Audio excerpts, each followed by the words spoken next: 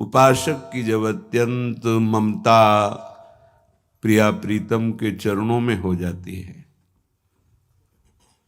तभी हृदय पूर्ण रूप से समस्त कामना, वासना, स्पृहा, तृष्णा इससे रहित हो जाता है। जब तक प्रेम जल से हृदय नहीं धोया जाता, तब तक मलिनता का अंश बड़ी बड़ी साधना करने पर भी बना रहता है। अब अनंत जन्मों से माया में आसक्त चित्त होकर के नाना प्रकार के शुभ अशुभ कर्म करने वाले जब भगवत कृपा से पुनः सत्संग प्राप्त करते हैं और साधन मार्ग में लगते हैं, तो माया अपना प्रबल रूप धारण करती है। या तो ऐसी अनुकूलता प्रदान करती है कि वो भूल जाए,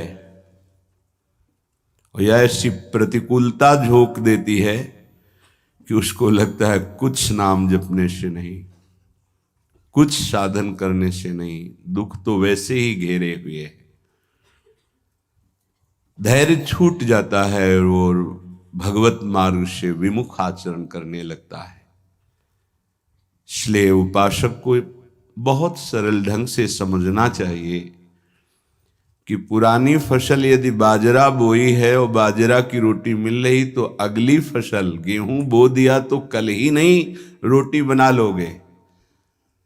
5-6 महीने लगेंगे किसान मेहनत करके, खेती तैयार करके, दाना बो करके, सींच करके, संभाल करके, फिर भी वो अतिवृष्टि, अनावृष्टि, ओले वृष्टि आदि से बच जाए, सुरक्षित हो जाए, तो सुरक्षित अनाज घर आ जाए, फिर वो पीस कर रोटी बना सकता है। तुम अनंत जन्मों से मनमानी आचरण करते रहे, आज नाम शुरू किया है तो वो तूफान नहीं उठेगा, नष्ट करने के लिए वो अपना स्वरूप धारण करेगा। उसकी गुलामी सहते रहे हो अभी, काम, क्रोध, लोभ, मोह, मद, मत्सर। अब तुमको धैर्य पूर्वक नाम को पकड़े रहना। जैसे आंधी चले तो हम पहाड़ का आश्रय ले लें, हटे ना इधर उधर, तो आंधी तूफान पहाड़ को नहीं उड़ा सकती। ऐसे ही श्री भगवान कह रहे, मामेव ए प्रपद्यन्ते माया में ताम तरन्ति ते। माया का तूफान आएगा पर तुम मेरे चरणों को पकड़े रहना, छोड़ना नहीं। पर ये जिनका मलिन हृदय है ना, वो सोचते हैं 4 दिन नाम जप करेंगे सारे दुख मिट जाएंगे। हाँ, पक्का मिट जाएंगे, जड़ से मिट जाएंगे, पर धैर्य पूर्वक जीवन को आगे बढ़ाओ। भगवत विमुख होने से तुम्हारा मंगल ही अमंगल है, भगवत सन्मुख होने पर मंगल ही मंगल है। थोड़ा धैर्य धारण करो, तुम्हारी ये फसल तैयार हो जाए, फिर देखना आनंदित हो जाओगे। पर ये कुसंग मन का और तन का, ये दोनों परमार्थ में टिकने नहीं देते। जहां ऐसे मित्र जन मिले जो गलत आचरण करने वाले होते हैं, वो पूछते हैं, तुमने शराब छोड़ दिया, मांस छोड़ दिया, तुम नाम जप करने लगे, कुछ लाभ हुआ? अरे कुछ नहीं होने वाला, तुम देख लो करके। उसके दिमाग में माया तो आक्रमण किए ही है। तत्काल नकारात्मक भाव आ जाता है कि नहीं नहीं, भगवत मार्ग में कुछ नहीं मिला, ठीक कह रहे हो, तो आओ हमारे संग, फिर हो जाओ। फिर वो माया के मलिन आचरणों में उतर जाता है। वो संत द्रोह, भगवत द्रोह उसके हृदय में अपना स्थान बना लेता है। फिर जन्म जन्मांतर, युग युगांतर कब अवसर आएगा भगवत मार्ग में चलने का। इसलिए जिनको सत्संग मिला है, जिनको नाम जपने का सौभाग्य मिला है, उनको बहुत धैर्यवान होना पड़ेगा। इसको ऐसे पकड़ना होगा कि जैसे हम बहुत बीमार हैं और इस औषधि के सिवा अब हमारा कोई रास्ता नहीं बचने का, अब हमको ये औषधि खानी ही है। जा सुनाम भव भेषज हरनि घोर त्रयशूल, तीनों तापों का नाश करने की सामर्थ्य और संसार समुद्र से पार करने की सुदृढ़ नौका, भवरोग की अचूक औषधि नाम है। हमारा भाव बने न बने, भाव बिगड़ जाए, कोई बात नहीं, तुम नाम मत छोड़ना, हमारी प्रार्थना मानना, नहीं तो ये तूफान माया का आपको उड़ा ले जाएगा, परमार्थ में नहीं खड़ा होने देगा। बहुत धैर्यपूर्वक दीर्घ काल तक चला जाता है। धैर्य कहते हैं लाभ मिले ना मिले, हानि मिले, अपमान मिले, सम्मान मिले, हम किसी भी स्थिति में अब नाम नहीं छोड़ सकते, वो जीत जाएगा माया से। विपक्ष बहुत जोरदार है, आप क्या समझते हो? आप भगवान के अंश हो, ये भूल चुके हो, लेकिन वो नहीं भूली, वो भगवान की शक्ति है। भगवान कह रहे हैं मम माया दुरत्य, मम माया, मम मेरी है। जैसे ममैवांशो आपको बोला तो विपक्ष को भी बोला मम माया। अब आपको सावधान करने के लिए भगवान ही संत, गुरुदेव, शास्त्र इस रूप में संबोधन करते हैं। तो अगर आप इनकी बात मान जाओगे तो माया भगवती कृपा करेंगी और अपना प्रभाव समेट लेंगी, और यदि आप इनकी अवहेलना उल्लंघन करोगे तो फिर उनके प्रभाव से बड़े बड़े ज्ञानी परास्त हो गए हैं। जो माया बहुबार नचावा, जास चरित को लख नहीं पावा, ऐसी विचित्र है, बहुत बहुत विचित्र। जो ज्ञानिन कर चिता परई, बरियाई विमोह बस करई, ऐसी प्रचंड माया है। इसलिए जिनके कानों में आवाज पहुंच रही हो, हमारी प्रार्थना है, बहुत जन्मों से भटक रहे हैं, ये दुख सुख के प्रलोभन और भय में आकर के नाम न छोड़ दीजिए।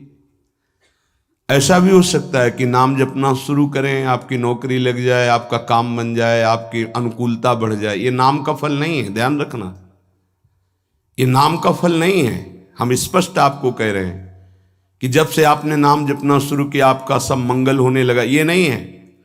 ये आपके पुण्यों का है, पूर्व पुण्यों का है। ये नाम आपको सामर्थ्य देखा, दुख और सुख दोनों सहकर परमानंद की प्राप्ति, ये विषयानंद नाम के फल से नहीं। आप नाम जपना शुरू किए, सब कुछ बिगड़ना शुरू हो गया, ये नाम का फल नहीं है, ये आपके पाप नष्ट हो रहे हैं। विवेक पूर्वक चलिए। अगर विवेक नहीं धारण करेंगे तो फिर सब मार्ग छूट जाएगा। विवेक इसी से उत्पन्न होता है, सत्संग से। जहां विवेक जागृत हुआ वो आपको टिका देगा परमार्थ में, नहीं तो बहुत बलवती भगवान की माया है। जब लोगों के विचार सुने तो लगता है कैसे निकल पाएंगे इस माया से। आप निकलना ना चाहे तो किसी की सामर्थ्य नहीं कि आपको निकाल सके। स्वयं श्री भगवान आपके हृदय में बैठे हैं। क्या हो रहा है? दुर्गति हो रही। क्यों? क्योंकि आप नहीं निकलना चाहते, इसलिए। भगवान हृदय में बैठे हैं, नहीं निकल पा रहे हो, बात मान लो। आप निकलना चाहो तो निकल सकते हो, आप न निकलना चाहो तो किसी की ताकत नहीं कि आपको इस माया प्रपंच से निकाल सके। इसलिए आपसे प्रार्थना है कि आप निकलने की कोशिश कीजिए। इसका बड़ा ही प्रलोभन और भुलावा प्रभाव है। प्रलोभन और भुलावा एक क्षण में भुला दे सारे ज्ञान विज्ञान को और अपने में आकर्षित कर दे, उसका नाम माया। ऐसे प्रलोभन फेंक दे कि जानबूझकर तुम भगवान को भूल जाओ और उन प्रलोभनों में लग जाओ, उसका नाम माया। सावधान हो जाइए। इसके प्रलोभनों में, इसके भोगों में आज तक कभी कोई सुखी और तृप्त नहीं हुआ। तुम्हें अब जो मार्ग मिला है ये तृप्ति का मार्ग है। तृप्त हो जाओगे, हाथ उठा के कहोगे अब कछुनाथ न चाहिए मोरे। देख लेना, चलो तो आगे। वैभव, जब ब्रह्मा जी नमस्कार करते हैं तो इससे बड़ा वैभव क्या हो सकता है। भक्त को ब्रह्मा जी भी नमस्कार करते हैं। ब्रह्मा जी की बात जाने दो, जिनके नाभि कमल से ब्रह्मा प्रकट हुए, भगवान भी उनके पीछे पीछे डोलते हैं कि चरण रज पड़ जाए और मैं पावन हो जाऊं। ये केवल अलंकारिक शब्द नहीं है, ऐसा ही है। पग चापू और सेज बिछाऊं, नौकर बनूं हजाम, हाकू बैल बनो गडवारो, बिना तन खारथवान, यही तो मेरे मन में ठनी, भगत मेरे मुकुटमणि। मैं भक्तन को दास, भगत मेरे मुकुटमणि। ये मार्ग आप चयन किए हैं। भगवत कृपा से। तो इसमें आपको टिकना होगा, इसमें आपको परीक्षा देनी होगी। जितना पढ़ाया जाता है उतनी ही परीक्षा होती है, उसके आगे नहीं होती, ध्यान रखना। अध्यापक जितना आपको पढ़ाता है उसी पे प्रश्न करता है। तो जितना आपको सत्संग सुनाया गया, जितने में आपकी भूमिका भक्ति की है जैसी भी, उतना ही प्रश्न होगा, उसके आगे प्रश्न नहीं होगा। उतने पे तो आपको सफल होना पड़ेगा। नहीं सफल होगे तो फिर पढ़ाई कीजिए, फिर प्रश्न आएगा। जब आपको परमार्थ पद में, परम पद में आरूढ़ होना है तो आपको ये निर्णय करना ही पड़ेगा। एक तरफ माया है, एक तरफ भगवान है। माया को साधन बनाकर भगवान की प्राप्ति की जाती है, भगवान को साधन बनाकर माया की प्राप्ति नहीं की जाती। प्रायः लोग इसी भुलावे में हैं कि भगवान को साधन बना लेते हैं और माया साध्य बन जाती है। मुझे ये चाहिए, नहीं मिला तो तुम भगवान नहीं। ये परमार्थ ऐसे नहीं चला जाता, धैर्य पूर्वक चला जाता है।